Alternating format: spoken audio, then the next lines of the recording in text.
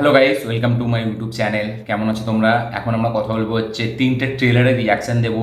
একটা হচ্ছে আমাদের বলিউডের আপকামিং ডকুমেন্টারি সিরিজ, যেটার নাম হচ্ছে অ্যাংরি ইয়াং ম্যান, যেটা আমাদের লেজেন্ডারি কম্বো মানে সালিম জাভেদের ওপর বেশ। ঠিক আছে, তো তাদের লাইফের জার্নিটাই দেখাবে এবং তারা কী কী বানিয়েছে, কী কী ব্লকবাস্টার হয়েছে সেই সব দেখাবে। এটা ডকুমেন্টারি সিরিজ। তার পাশাপাশি কথা বলবো হচ্ছে আমাদের আপকামিং তেলেগু সিনেমা, যেটা ন্যাচারাল স্টার নানির আপকামিং সিনেমা সারিপোতা সানিবারাম। সেই সিনেমার ট্রেলার রিলিজ হয়ে গেছে, সিনেমাটি আসছে 29 আগস্ট। সেই ট্রেলারের রিয়াকশন দেবো। তার পাশাপাশি তামিলের একটি ফিল্ম যেটাতে আছে সুরি, যে রিসেন্টলি গারুডান এবং আমাদের বিদুতালাই পার্ট ওয়ানে যেটা ব্যাপক একটা পারফরমেন্স দিয়ে সবার মন জয় করে নিয়েছে, তার আপকামিং সিনেমা হচ্ছে আমাদের কটুকালি। সেই সিনেমারও ট্রেলার রিলিজ হয়ে গেছে। তো এইগুলো নিয়ে কথা বলবো, চলো ভিডিওটা শুরু করা যাক। সব থেকে প্রথম যদি আমাদের বলিউডের কাজটা নিয়ে কথা বলি, অ্যাংরি ইয়াং ম্যান।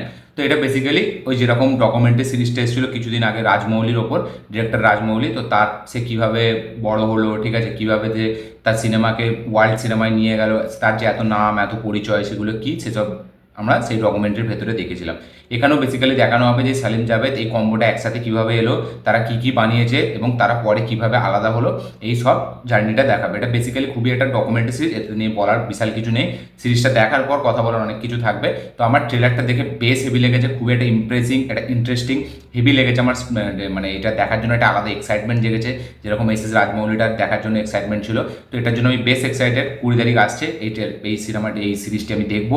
আপনারা গিয়ে ট্রেলারটি দেখুন অবশ্যই। হেভি হেভি জিনিস আছে, বড় বড় স্টার্সদের ইন্টারভিউ আছে ডকুমেন্টারি সিরিজটা নিয়ে, তো আপনারা গিয়ে সেটা দেখে নিন। আজকে নেক্সট যেটা আমরা কথা বলবো সেটা হচ্ছে তেলুগু সিনেমাটি সারিপোতা সানিবারাম, নানির আপকামিং সিনেমা। তো এই ট্রেলারটি কিন্তু আমার ব্যাপক লেগেছে, সত্যি বলছি, কারণ এই ট্রেলারটি যে বিজিএমটা ডিজাইন করেছে না, সেটা আমার হেভি লেগেছে। মানে পুরো ট্রেলারটি একদিকে, এই সিনেমার বিজিএম আর একদিকে। ঠিক আছে, আমি এখনও জানি না যে বিজিএমটা কে করেছে, আমি দেখবো বিজিএমটা অ্যাকচুয়ালিতে কে করেছে। তো বিজিএমটা ফাটাফাটি, মানে প্রথম স্টার্টিং সিন থেকে আমাদের ভিলেনের ইন্ট্রো থেকে বিজিএম চালু হচ্ছে, তারপরে বিজিএমটা নানাভাবে চেঞ্জ হচ্ছে। নানির যখন এন্ট্রি হচ্ছে তখন বিজিএমটা আলাদা দিকে যাচ্ছে, যখন মানে আসছে, মানে ভিলেন আসছে, তখন আলাদা একটা বিজিএম, অ্যাকশন সিনে আলাদা একটা বিজিএম। তো নানা রকমভাবে বিজিএমটা ডিজাইন করা হয়েছে এবং লাস্টের দিকে একটা বিজিএম চলতে থাকে সা সা সা করে, ওইটা জাস্ট আমার হেভি লেগেছে, সত্যি বলছি।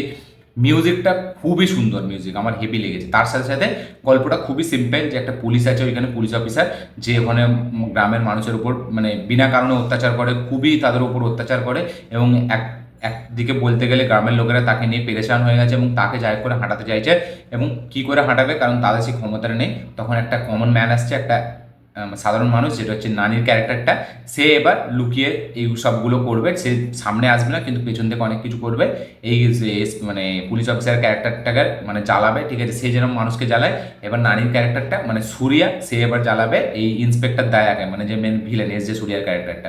তো এই হচ্ছে বেসিক্যালি একটা গল্প, খুবই সিম্পল একটা গল্প। প্রেজেন্টেশন মানে এক্সিকিউশনের উপর এই সিনেমাটি পুরোপুরি টিকে থাকবে এবং নানিকে এরকম রোলে তাকে পারফেক্ট, মানে তাকে যে ন্যাচারাল স্টার বলা হয় এই কারণে, একদম সিম্পল কস্টিউম, ঠিক আছে, সিম্পল একটা অ্যাক্টিং, খুবই সুন্দর লাগে তাকে এতে, মানে এই নানির জন্য এই রোলগুলো পুরো পারফেক্ট। তো এখানে এই সিনেমাটিতে প্রচুর অ্যাকশন থাকতে চলেছে, কিন্তু আমার মনে হয় নানির, ঠিক আছে, কেরিয়ারের সব থেকে বেশি অ্যাকশানে এই সিনেমাটা থাকতে চলেছে এবং তার সাথে সাথে যেটা বললাম মিউজিকটা আলাদা লেভেলে হিট করছে।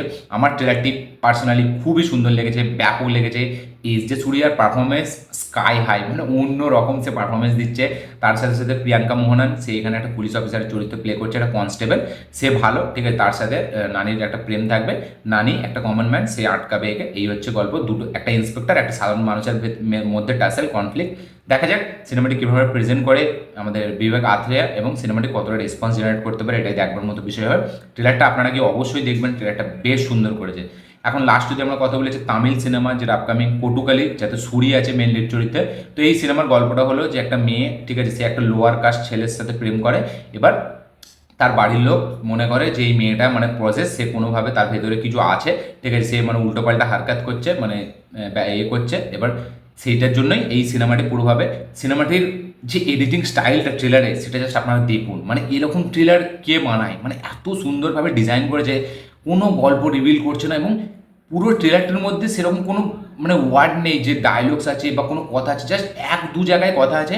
বাকি ট্রেলারের কাটিংটা আপনি দেখুন, মানে এডিটিং স্টাইলটা, মানে কি স্মার্টলি ডিজাইন করেছে এবং কি সুন্দরভাবে করেছে। একটা সিন ফটফট সবাই হেঁটে যাচ্ছে, একদিকে মুরগি আছে সবার হাতে, মানে কীরকম কী একটা চলছে। মানে সুরি এখন সে বিদুতালায় পার্ট 1 করছে ভেট্রিমানের সাথে, তারপরে হচ্ছে গারুডানের মতো সিনেমা, যেখানে তার পারফরমেন্সের নিয়ে প্রচুর কথা হচ্ছে।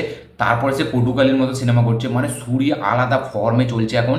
এবং আমার কোথাও না কোথাও গিয়ে মনে হচ্ছে সুরি নেক্সট একটা ধানুষ হতে পারে, কারণ তার অ্যাক্টিং স্কিল হেভি, সে কমেডি জোনটা পুরোই ছেড়ে দিয়েছে বলতে গেলে।